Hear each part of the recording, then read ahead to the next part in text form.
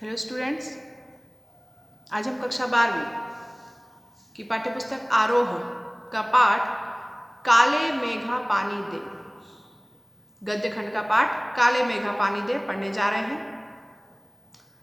पाठ को शुरू करने से पहले इसके जो लेखक हैं धर्मवीर भारती, उनके विषय में कुछ जानकारी लें हम, जिनका कि जन्म 1926 में इलाहाबाद में हुआ था। इलाहाबाद उत्तर प्रदेश में आता है भारत के। इनकी मुख्य रचनाएं हैं कनुप्रिया, 7 गीत वर्ष, ठंडा लोहा, ये सब कविता संग्रह है। बंद गली का आखिरी मकान कहानी संग्रह है।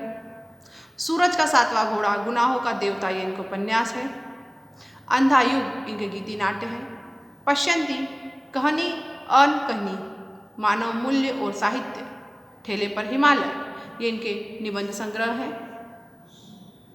साथ ही इन्हें प्रमुख सम्मान मिले हैं, पद्मश्री, व्यास सम्मान, साहित्य के कई अन्य राष्ट्रीय पुरस्कार इन्हें प्राप्त हैं। निधन इनका 1997 में हुआ था।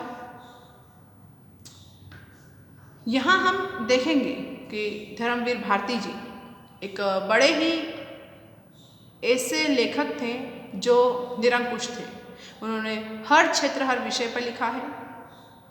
गुनाहों का देवता उपन्यास से लोकप्रिय धर्मवारती जो थे वो आज़ादी के बाद के साहित्यकारों में एक विशिष्ट स्थान रखते हैं। उनकी कविताएं, कहानियाँ, उपन्यास, सब निबंध, गीति नाट्य, रिपोर्टाज, ये सब हिंदी साहित्य की विशिष्ट उपलब्धियाँ हैं।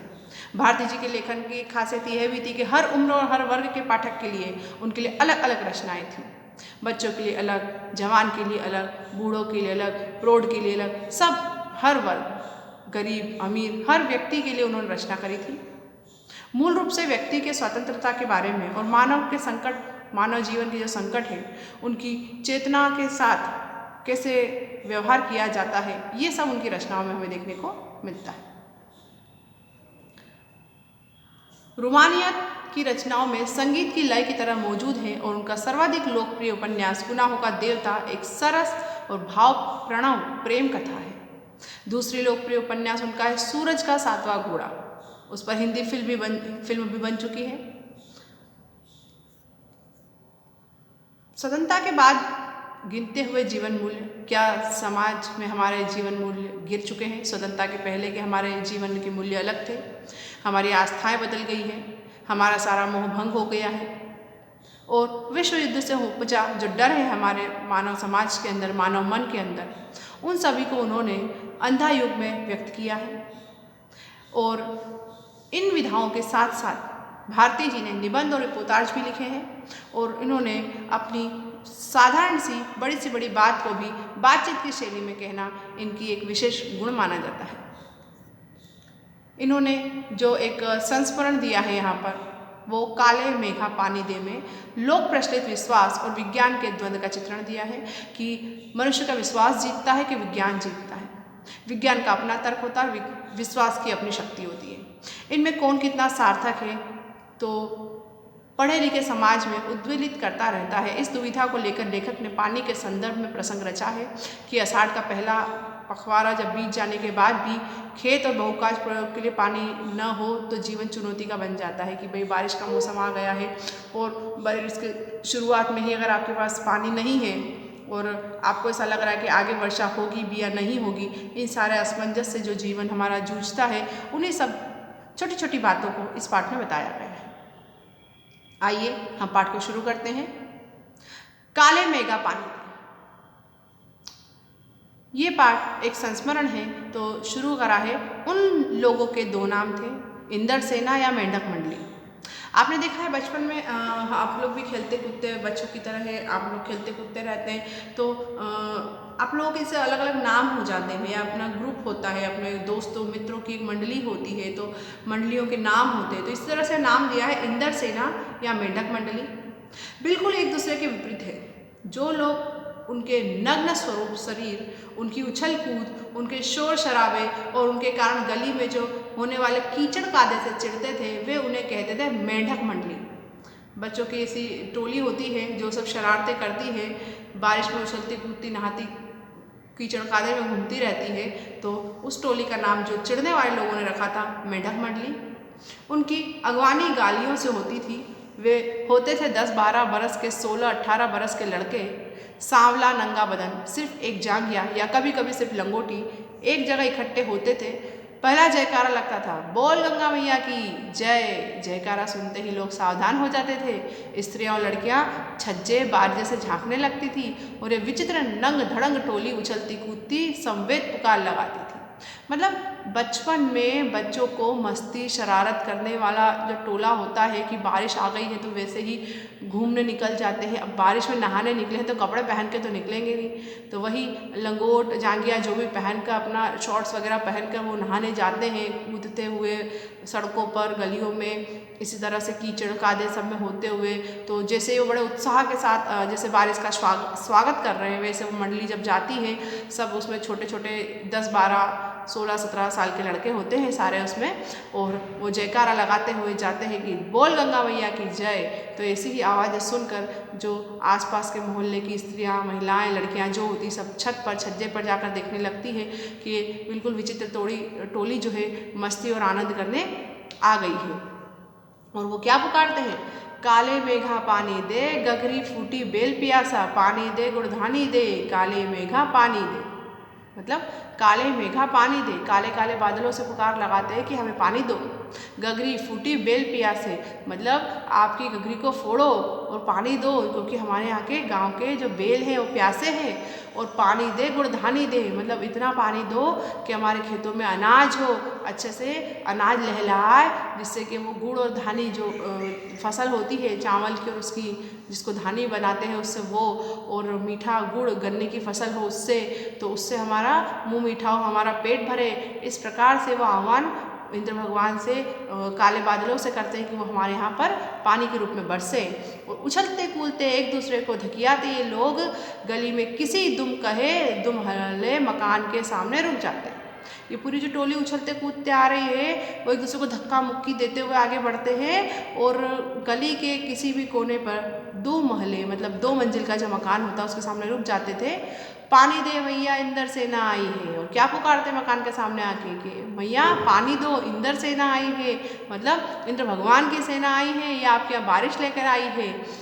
और जिन घरों में आखिर जेठ या शुरू आषाढ़ के उन सूखे दिनों में पानी की कमी भी होती थी, जिन घरों के कुएं भी सूखे होते थे, उन घरों से भी सहेज कर रखे हुए पानी में से बाल्टियां घड़े भर भर कर इन बच्चों को सर से पेट तक तर किया जाता था। मतलब इनका इतना मान किया जाता था, जो लोग इनसे चिढ़ते नहीं थे वो लोग, कि इनके कहने पर जिन घरों के कुएं सूख गए हैं, पानी नहीं है बारिश के कारण, बारिश न होने के कारण, वो लोग भी जो बचा हुआ पानी अपने लिए रखे हैं, भविष्य की सुरक्षा निधि के रूप में उन्होंने बचा के रखा है, उस पानी से उन बच्चों को सराबोर कर देते थे। और ये भीगे बदन मिट्टी में लंगोट लगाते थे। पानी फेंकने से पैदा हुए कीचड़ से लथपथ हो जाते थे। हाथ पांव बदन मुंह पेट सब गंदा कीचड़ मलकर फिर हाँक लगाते थे, बोल गंगा मैया की जय। मतलब ये जो फिर पानी जो इनके ऊपर उड़ेला जाता था, ये पीते थे, नहाते थे, उस पानी से फिर कीचड़ बन जाता था। उसी कीचड़ में पूरी तरह से लथपथ हो जाते थे, हाथ पांव बदन मुंह पेट सब गंदा कीचड़ में हो जाता था उनका। और फिर जयकारे लगाते हुए आगे बढ़ते कि बोल गंगा मैया की जय। और फिर मंडली बांध कर उछलते कूदते अगले घर की ओर चल पड़ते, बादलों को रेड़ते, काले मेघा पानी दे, मतलब फिर आगे की तरफ बढ़ते थे और वही गीत गाते थे जो पहले गाते थे, काले मेघा पानी दे। वे सचमुच ऐसे दिन होते हैं जब गली मोहल्ला गांव शहर हर जगह लोग गर्मी में भुन भुन कर त्राहिमाम कर रहे होते थे। जेठ से 10 तपा बीत कर आषाढ़ का पहला पखवाड़ा भी बीत चुका होता, पर क्षितिज पर कहीं बादल की रेख भी नहीं दिखती होती। मतलब कि जेठ का महीना तो गर्मी का होता है, क्योंकि गर्मी के बाद बारिश आती है, और आषाढ़ के महीने में बारिश शुरू होने वाला समय होता है। लेकिन पहला पखवाड़ा मतलब शुरू के 15 दिन बीतने के बाद भी अगर बारिश नहीं है, घरों के कुएं सूख गए हैं और इतना सूखा सूखा मौसम और पानी की कमी हो जाती है, कहीं पर कुएं सूख गए हैं, कहीं नाले सूख गए हैं, क्षितिज पर कहीं बादल की रेख नहीं, मतलब आसमान में बादल दिखना तो जरूरी है जिसको देखकर ये उम्मीद हो कि बारिश होगी। तो नलों में एक तो बहुत कम पानी आता, और आता भी तो आधी रात को भी मानो खोलता हुआ पानी। मतलब रात में भी इतनी गर्मी, रात में तो मौसम ठंडा होता है, रात में भी इतनी गर्मी कि नल से जो पानी आ रहा है वो गरम गरम आ रहा है। शहरों की तुलना में गांव में और भी हालत खराब होती है। जहाँ जुताई होनी चाहिए वहाँ खेतों की मिट्टी सूख कर पत्थर हो जाती। मतलब ये मौसम किस समय का है, खेतों को जोत कर उसमें बीज डालने का है, लेकिन उस समय भी खेत की मिट्टी पूरी तरह सूख कर पत्थर जैसी कड़क हो गई है, फिर उसमें पपड़ी जैसा जम गया है और ज़मीन फटने लग जाती है। पानी की कमी के कारण वैसी ज़मीन फटने लग जाती है। और लू ऐसी चलती है कि चलते चलते आदमी आधे रास्ते में लू खाकर गिर पड़े। लू जो गर्मी के मौसम में गर्म हवाएं चलती है उसे लू कहते हैं, जो व्यक्ति को बहुत बुरी तरह से बीमार कर देती है, तो वो लू चलती है जो चलने वाले रास्ते में चलने वाले लोगों को वहीं पर ढेर कर देती है। ढोर ढंगर प्यास के मारे मरने लगते हैं, मतलब गाय ढोर बैल जो जानवर हैं, पालतू जानवर, वो सब गर्मी से मरने लगते हैं। लेकिन बारिश कहीं नहीं नजर आ रही है। ऐसे पूजा पाठ कथा विधान सब करके लोग जब हार जाते हैं तो अंतिम रूप से निकलते हैं इंद्र सेना। ये जो इंद्र सेना निकली है, यही निकली है जो बादलों को पुकार पुकार कर बुला रही है। वर्षा के बादलों के स्वामी है इंद्र, और इंद्र की सेना टोली पर कीचड़ से लथपथ निकली है, पुकारते हुए मेघा को, पानी मांगते हुए प्यासे गलों और सूखे खेतों के लिए। आशा है कि जैसे सारा जीवन आकर टिक गया हो।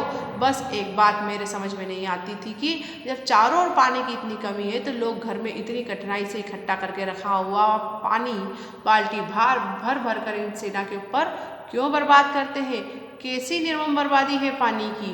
मतलब यहाँ बात है विश्वास की, कि विश्वास तो है कि जब पानी नहीं होता है तो ऐसी इंद्र सेना के निकलने से बादल बरसेंगे, पानी आएगा, तभी लोग इतना मुश्किल और जतन से बचाया हुआ पानी भी उनके ऊपर उड़ेलते हैं बाल्टी भर भर कर। लेकिन जहाँ विज्ञान क्या कहता है कि ऐसा कैसा विश्वास, क्योंकि इतनी मुश्किल से जो लोगों ने पानी की कमी के कारण बचा के पानी रखा है वो इस सेना पर फेंक रहे हैं, मतलब पानी की बर्बादी कर रहे हैं। तो यहाँ टकराव होना शुरू हो जाता है व्यक्तियों की आस्था और विश्वास का और विज्ञान का। आगे के भाग में हम पाठ में देखेंगे कि क्या जीतता है, इंसान की आस्था जीतती है कि विज्ञान जीतता है। इसको हम आगे के पाठ में देखेंगे। आशा है आपको अभी तक का पाठ अच्छे से समझ में आया होगा। आगे के पाठ को हम भाग 2 में पढ़ेंगे। धन्यवाद।